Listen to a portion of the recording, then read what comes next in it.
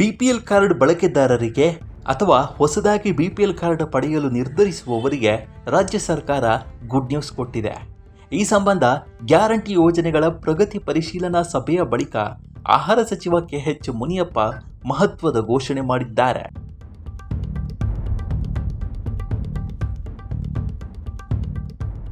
ಆಹಾರ, ನಾಗರಿಕ ಸರಬರಾಜು ಮತ್ತು ಗ್ರಾಹಕ ವ್ಯವಹಾರಗಳ ಹಾಗೂ ಕಾನೂನು ಮಾಪನಶಾಸ್ತ್ರ ಇಲಾಖೆಯ ಸಚಿವ ಕೆಎಚ್ ಮುನಿಯಪ್ಪ ಹಾಗೂ ಗ್ಯಾರಂಟಿ ಯೋಜನೆಗಳ ಅನುಷ್ಠಾನ ಪ್ರಾಧಿಕಾರದ ಅಧ್ಯಕ್ಷ ಎಚ್ಎಂ ರೇವಣ್ಣ ನೇತೃತ್ವದಲ್ಲಿ ಗ್ಯಾರಂಟಿ ಯೋಜನೆಗಳ ಪ್ರಗತಿ ಪರಿಶೀಲನಾ ಸಭೆ ನಡೆಯಿತು.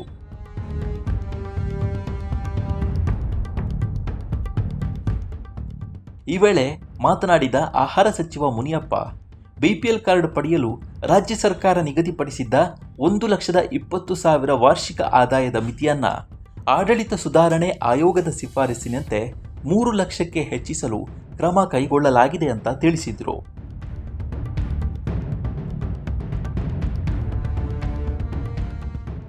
ಆಹಾರ ಇಲಾಖೆ ಸಮರ್ಪಕವಾಗಿ ಕಾರ್ಯನಿರ್ವಹಿಸ್ತಾ ಇದ್ದು, ಅನ್ನಭಾಗ್ಯ ಯೋಜನೆಯ ಮೂಲಕ ರಾಜ್ಯ ಸುಮಾರು 4,42,00,000 ಫಲಾನುಭವಿಗಳಿಗೆ 10 ಕೆಜಿ ಪಡಿತರ ವಿತರಣೆ ಮಾಡುತ್ತಿದ್ದೇವೆ. ಇದರ ಮೂಲಕ ರಾಜ್ಯವನ್ನು ನಮ್ಮ ಸರ್ಕಾರ ಹಸಿವು ಮುಕ್ತ ರಾಜ್ಯವನ್ನಾಗಿ ಮಾಡಿದೆ ಅಂತ ಸಚಿವರು ತಿಳಿಸಿದ್ದಾರೆ.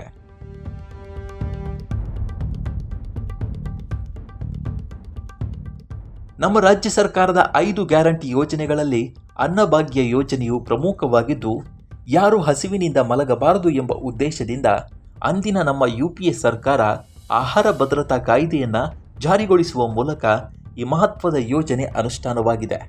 ನಮ್ಮ ಸರ್ಕಾರ ನುಡಿದಂತೆ ನಡೆಯುತ್ತಿದ್ದು, ಪ್ರತಿ ಅರ್ಹ ಫಲಾನುಭವಿಗೆ 10 ಕೆಜಿ ಪಡಿತರ ಧಾನ್ಯ ವಿತರಣೆ ಮಾಡುವ ಮೂಲಕ ಜನರ ಬದುಕಿಗೆ ಆಸರೆಯಾಗಿದೆ ಅಂತ ಸಚಿವ ಮುನಿಯಪ್ಪ ಹೇಳಿದರು.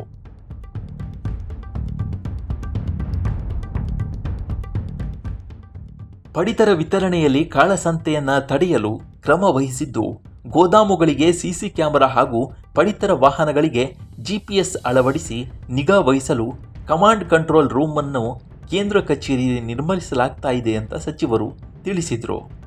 ಎಂಎಫ್ಸಿ ಯೋಜನೆಯನ್ನ ಇದರ ಅಡಿ 5,60,000 ಮೆಟ್ರಿಕ್ ಟನ್ ರಾಗಿಯನ್ನು ಖರೀದಿಸಿದ್ದು, ಅದನ್ನು ಶುದ್ಧೀಕರಿಸಿ ಗ್ರಾಹಕರಿಗೆ ವಿತರಣೆ ಮಾಡಲಾಗ್ತಾ ಇದೆ.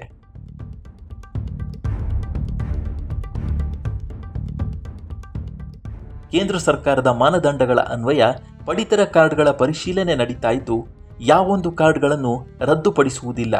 ಅನರ್ಹ ಕಾರ್ಡ್ಗಳನ್ನು ನಾವು ಎಪಿಎಲ್ಗೆ ವರ್ಗಾಯಿಸುತ್ತೇವೆ.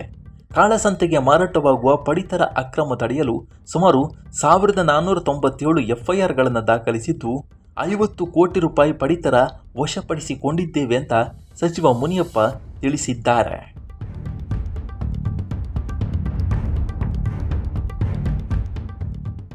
ಇದೇ ವೇಳೆ ಇಂದಿರಾ ಕಿಟ್ ನೀಡಲು ಟೆಂಡರ್ ಪ್ರಕ್ರಿಯೆ ನಡೀತಾ ಇದ್ದು, ಅಂತಿಮ ಹಂತದಲ್ಲಿದೆ. ಮುಂದಿನ 2 ತಿಂಗಳಲ್ಲಿ ಕಿಟ್ ವಿತರಣೆಗೆ ಕಾರ್ಯರೂಪಿಸುತ್ತಿದ್ದೇವೆ. ಇದು ಬಹಳ ದೊಡ್ಡ ಮಟ್ಟದ ಯೋಜನೆ. ಸುಮಾರು 6,000 ಕೋಟಿ ರೂಪಾಯಿ ವೆಚ್ಚವಾಗಲಿದ್ದು, ಬಹಳ ಸೂಕ್ಷ್ಮವಾಗಿ ನಡೆಸಬೇಕಾಗಿರುವುದರಿಂದ ಸ್ವಲ್ಪ ವಿಳಂಬವಾಗ್ತಿದೆ. ಆದಷ್ಟು ಬೇಗ ಈ ಪ್ರಕ್ರಿಯೆ ಅಂತಿಮವಾಗಲಿದೆ ಅಂತ ಸಚಿವರು ಮಾಹಿತಿಯನ್ನು ನೀಡಿದ್ದಾರೆ.